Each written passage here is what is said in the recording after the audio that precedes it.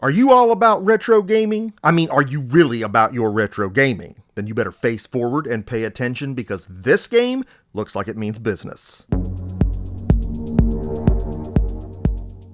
What's up everybody, MC Murr here, and today we're taking an in-depth look at Fallen City Brawl, a game developed by Fallen City Studios and published by EastAsiaSoft. And I want to extend a hearty thank you to them for providing this copy for review, so we can take a look at this game right here on the show. So first off, at a glance, you probably don't need me to tell you that this is a retro beat-em-up, created in the image of masterpiece classics such as Streets of Rage and Final Fight. Also at a glance, this feels like one of those games where they probably thought of everything. And to start with, here we go. A detailed tutorial showing you all the moves, and there are plenty of them, believe me, do the tutorial.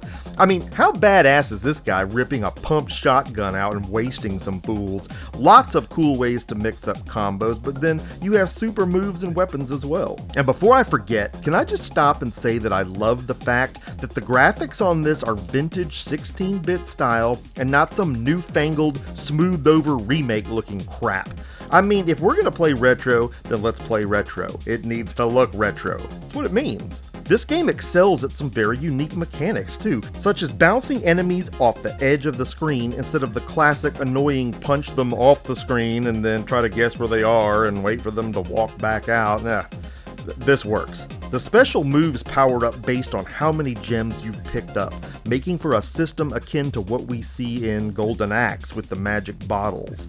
You have to fill up the meter to get the ultimate stuff, but there are cool ones at every level and the animations are absolutely stellar. Combos unlock the gems, and at a full gauge, for example, you summon high-level enemies that you can then beat up for extra ultra rewards, like coins that you collect for 1-ups. Now, at 7 total stages, this game might feel short, but it isn't really. I think I just didn't want it to be over, so of course I played it again. But with different characters and improvement and utilizing the weapons and chain combos, you got plenty to work toward if you want to pull off 1 credit clears and no death runs. Not to mention there's an online Steam leaderboard, so that's pretty cool. I mean, I love what I see and this is mad fun. But the stages themselves aren't long, so 7 of them means that you can blast through this in about a half hour. There is replay value though, in that we have 4 playable characters, all with signature moves and weapons. You can tell great care was taken putting this game together.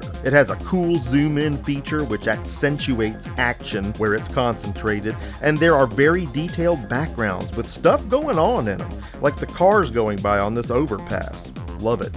And look at bro making footprints in the snow right now. It's the little things that amount to a lot of polish. I mean, the hit detections are on point. Everything about this just feels great. And I would certainly hope we see a sequel, because if it was made with the same framework, it would be every bit as good if not better, and it would be a chance to elongate this story. If history has shown us anything about games in this genre, it's that the people that love these games are often fans of the sequels even more than the originals. Your health refills after a level ends, so that gives you a better shot at preserving lives. It's all about the chain combos and the coins and making use of all the resources available. I mean, you can pick up anything that's not nailed down. You get lots of opportunities to pick up weapons and objects, which I love. The hand-drawn artwork is fantastic in this game, and the soundtrack, absolutely phenomenal. I mean, this was something the game had to have in place too, You know as well as I do, Streets of Rage had a bar-raising, unforgettable soundtrack. I listen to it all the time, still to this day. It's a big part of the nostalgia and what we come back for time and time again. There are only 2 difficulty settings on this, default and hard. Hard being much more frenetic with more enemies to outnumber you. I'd like to see more of the hand-drawn cutscenes. It's cool. More character lore. Story progression paves the way to sequels, and I sincerely hope we get them. This game is available on Steam right now for $13.49. And it looks like we may see it on consoles as well at some point. At least that looks to be the intention. It works great on Steam Deck, so there's that. Man, if you enjoyed Final Fight and/or Streets of Rage in any capacity, then Fallen City Brawl is definitely for you. I'm having a blast playing this over and over.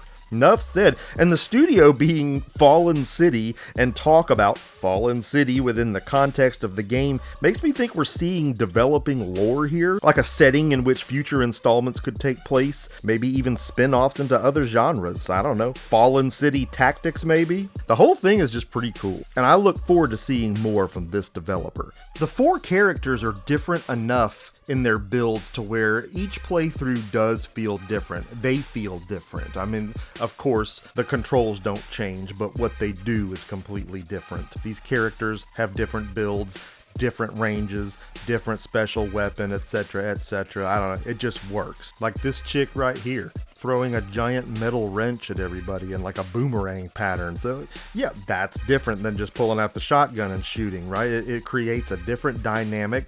That changes your style up a little bit when you're playing this character. It keeps things fresh and interesting every playthrough. The most important thing that this game does is it looks like it was made in 1992, and that's exactly what we need it to be. I'm tired of retro-inspired games. I want them to look like the games of old. If that's what you're going for, just do that. I mean, I think that's what we all really want, and we get that here. I don't feel like I'm playing a new game. I feel like I'm playing an instant classic. That feels good. I hope you enjoyed this review, and I hope you'll drop a like and subscribe to the MC Mer Show for more reviews and intel on gaming deals. And if you want to see another game review right now, click right here and keep the action going. See you in the next video.